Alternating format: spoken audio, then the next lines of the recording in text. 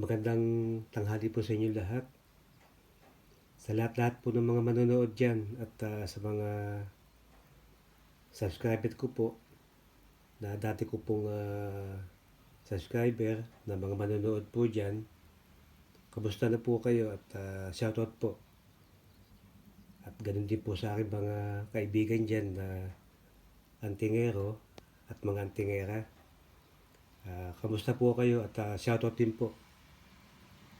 Ito, matagal po tayo nawala sa pagbiblog. Babalik po tayo ngayon upang magpakita po na naman muli ng mga bagong mutya at mga kakaibang uri po ng mutya na bigay po ng kalikasan sa atin. Yan. Ito po ay mga mutya po ng kahoy na nakuha ko po kanina sa dagat. Ito po. Hindi ko na po siya na ipakita sa inyo yung lugar kasi po umuulan po sila. Umuulan po. Mababasa po tayo. Pati po yung cellphone ko. Inabutan po ako ng ulan. Kaya ito lang po yung aking nakuha.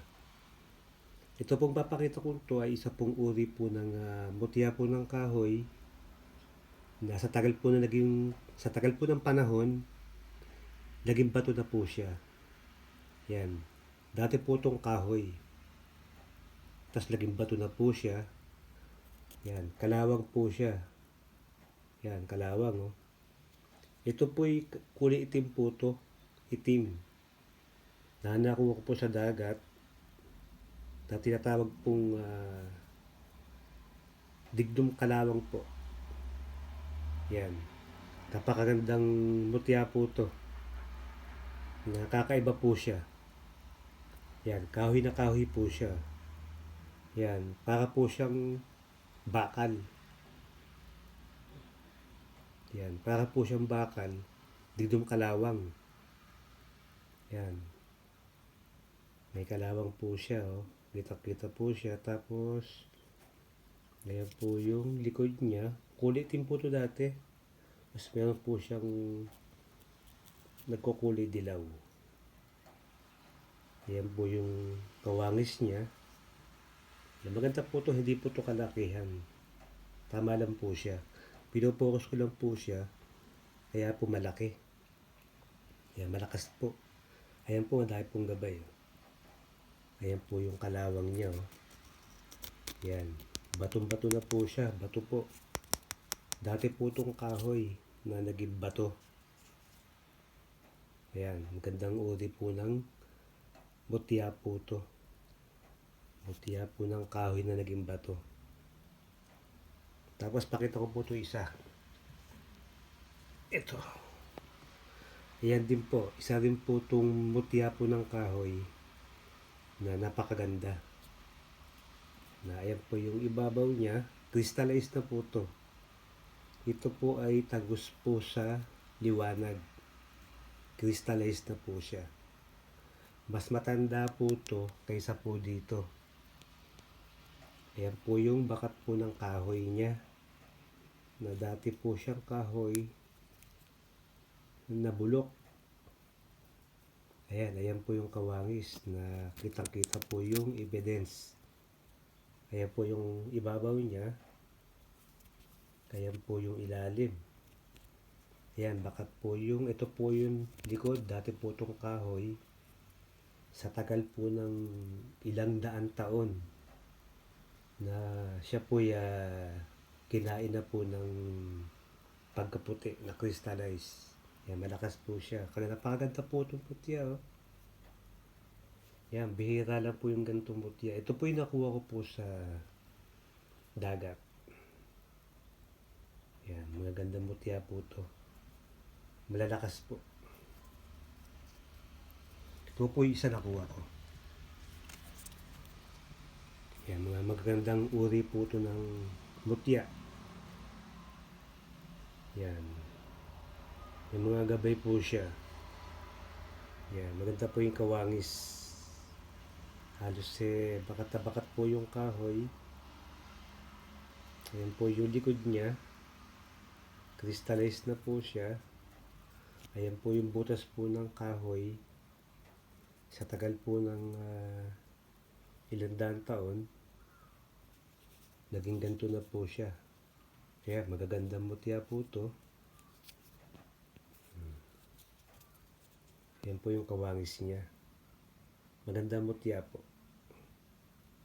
Na pambihira po to na bigay po sa atin ng kalikasan. Ayan. Ito po siya. Yan, magagandang klase po. Yan po yung butas. Talagang magandang klase po ito. Dati po itong kahoy talaga. Bato na po siya. Ito po. Tapos ito po yung isa nakuha ko. Ayan po. Ang ganda po niya. Ayan. Crystallized na rin po siya. Bali, tagos din po siya sa liwanag. Hindi ko na po pinakita. Dahil alam naman po nila na pag pinilas light po ito, maliwanag. Ibig sabihin, malakas po. Ayan. Ilang years po ang nakalipas na naging crystallized na po sila. Sa tagal po ng ilang daang taon. Yan po yung gabay. Ayan, yan po. Kita. Ayan, ayaw po magpakita. Ayan, ayan, mayroon po siyang bata. May muka. Ayan. Ayan. Gabay po siya. Nagbabantay po sa mutyang ito. Ito po yung dating ilalim niya na hugis kahoy pa po siya. Ayan.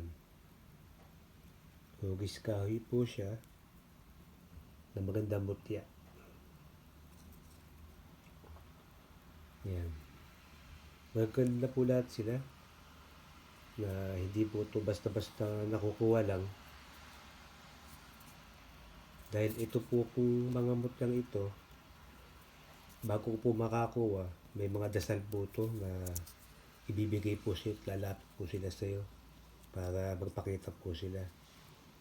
Ang pagmamutya po kasi, hindi naman po ito basta-basta nakukuha lang. Bago po tayo magmutya, meron po tayong ritual na dinakasal para bigyan po tayo ng kalikasan. Ayan. Magaganda po lahat sila. Ayan po. Ito muna po yung mga ipapakita ko sa inyo. Sa susunod po, magpapakita po ako muli sa inyo ng mga mutya at ibibidyo ko po. Ayan.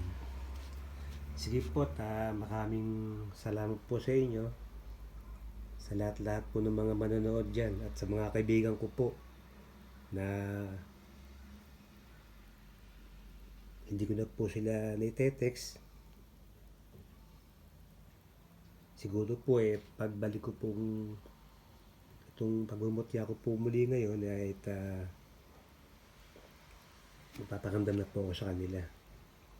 At sa mga subscriber ko po din dati na dati ko pong naitetext, nagre-reply sa akin, sasagutin ko na po at magpapakita na po ako ng mga mutya na mga pambihira po at kakaibang mutya. Ayan. Sige po, maraming salamat po at shoutout po sa inyo lahat, sa lahat-lahat po dyan ng mga manonood po muli. At sige po, dito na lang po.